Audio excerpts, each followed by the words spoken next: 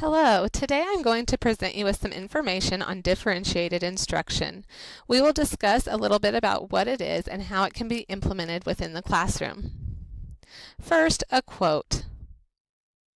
If you've told a child 1,000 times and he still does not understand, then it is not the child who is the slow learner, said by Walter Barbie. We'll see how this comes into play later within this presentation. So what exactly is differentiated instruction?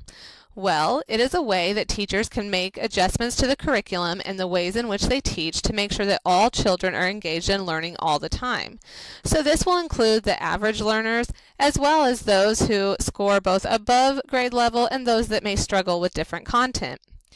This is made up of several different strategies that are all research-based, and it has three basic parts: content, process, and product. For content, the curriculum stays the same. It's just the way in which it is taught that may be a little bit different. For process, the curriculum again stays the same. However, there are different learning activities that can be tiered in structure to meet every different learning ability. And finally, product, which again is still assessing on the same information, but allowing children to give their replies or their answers in different formats. So, how do we go about differentiating in the classroom? Well, there are several ways that it can be done. One would be to group students in a variety of different ways. Typically, students are grouped based on academic ability. So you have all the children who score around the same in the same group. That isn't always the best because we all know that every child, whether they score highly or not in a certain area, can bring a different strength to the group they are in. So you can switch it up a little bit and have different numbers per group. 2 kids, 4 kids. You can base it on the needs of the students to ensure that, yes, those who do score lower are all together so that you can give them some more one-on-one time while challenging those that are ahead of the game. And then also you want to plan those groups based on learning styles sometimes. So if you have children that are more visual learners, you might put those together. And if you have children who need a little more hands-on activities, you could group them together. You also want to make sure that you are teaching in a variety of ways. We all know that children learn differently. Everyone learns differently. So we want to make sure we're not just standing in front of the class lecturing.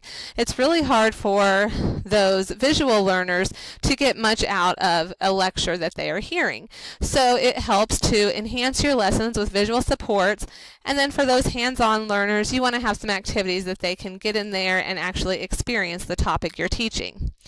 You also want to provide some sort of ongoing assessment. As you finish each activity or unit, you want to see where your students are at. So just because one student struggles in one area doesn't mean they're going to struggle in every area. So the only way to figure out who needs help and with what is to provide an ongoing assessment versus just your standard test.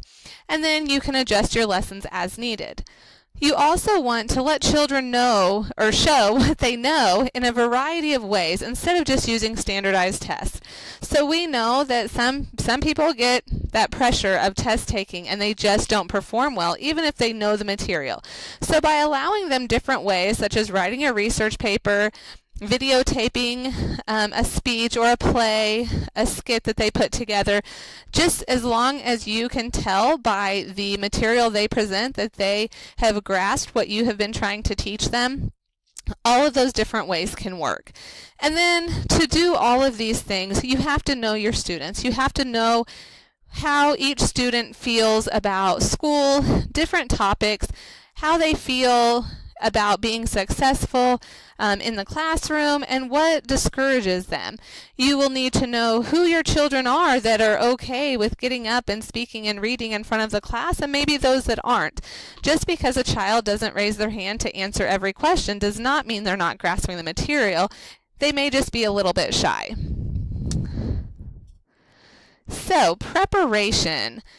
How do we prepare our classroom for differentiated instruction? Well, first and foremost, you want to make sure your behavior management is in place. You want to make sure that the behaviors in your class are well under control and that children know what is expected of them as far as behavior goes at different learning centers and while doing group work as well as individual work. The rules need to be posted and positive. You want to make children feel welcome, and by doing so, they are more likely to feel compelled to follow those rules, and you can even have them help you write up the classroom rules in a positive way.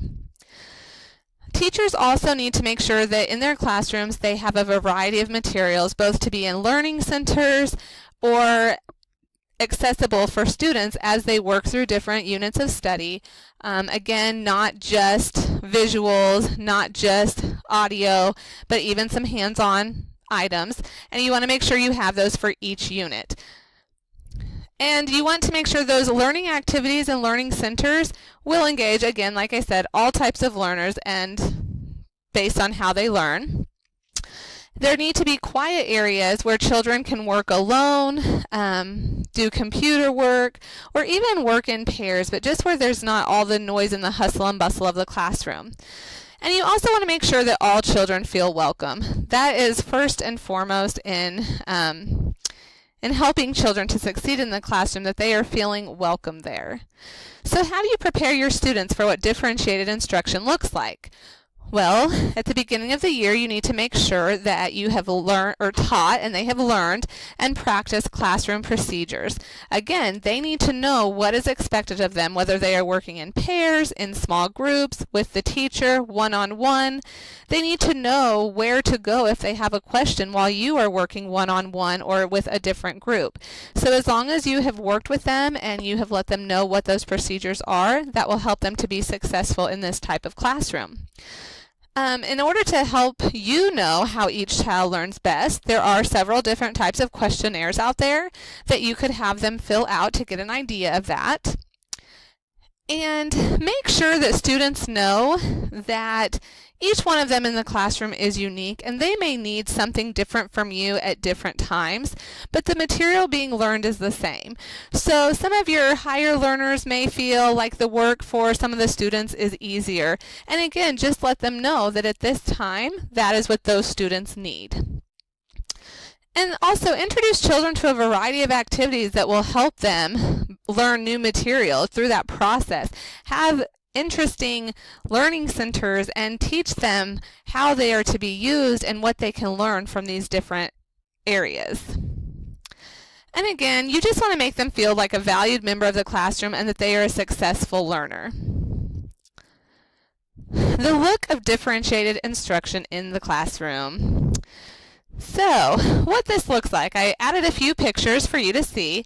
You may have children working independently, and there are several different programs done on computers, iPads, that sort of thing, that allows children to work at their own pace while playing the same game. So then the teacher has more downtime to be able, more time to be able to work with those that need a little more help or maybe struggling. We all know teachers don't have too much downtime.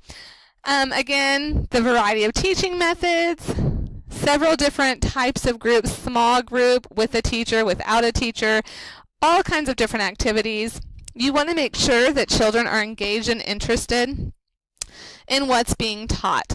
A lot of times when that boredom kicks in is when we see some of those behavior issues, and we just want to make sure that the children there are learning. Just because a child may know what's going on does not mean that we can't stretch them a little bit further and challenge them a little bit more.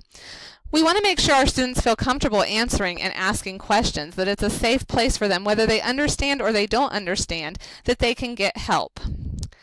Learning areas are set up so everyone can be successful. Again, that's part of children in the classroom feeling comfortable. You want to make sure that they can be successful no matter where they fall academically. Have activities tiered towards the different levels of knowledge. And then again, like I said, teacher can work one-on-one to help individualize their learning a little bit more, although differentiated instruction is not the same as individualized instruction. So, some common mistakes that we see within the classroom. First, teacher delivers lesson and content mainly by lecture. As we said earlier, children learn in a variety of different ways. So if we are only using lecture to reach them with these different topics and expecting them to retain the information, then we are missing out on getting our message across to a big percentage of the class, because we know that in every classroom we will have children that learn with hands-on activities, we will have children that learn by hearing, and we have children that learn with visuals or by reading the information themselves. So we need to make sure that when we plan our lessons, we account for all of those different learning types so that children can be successful. Another common mistake is grouping students based on how they did the prior year of school. Again, when we talked about groups a little bit ago, we discussed that groups can be all together, like the same academic level, or we can break them up so each child can bring their own strengths to the group. And also, just because a child was successful in a certain area last year doesn't mean they might need a little more help or not need help this year. So you want to make sure that you see where they are when they come into your classroom, and not only that, where they are as time progresses. And then the teacher giving bonus points for students' classroom participation. Of course, we want children to participate and we want them to feel successful, and we know that by giving them some sort of reward, it helps with that. However, if you use bonus points and you put it towards their grade, some children who may be failing, they may just not be grasping the material, will show that based on those bonus points for participation that they are really acing it. And then it takes away from the teacher being able to give them the help and support they need to master the concept at hand. So thank you so much for listening to my presentation on differentiated instruction, and I hope it will come in helpful and you will be able to use it in your classroom as well. Again, teachers, just know that it is small changes. It's not something to be done overnight. It's something to incorporate in as you can and as you feel comfortable, making one change at a time until you get your classroom where you need it to be. Thank you.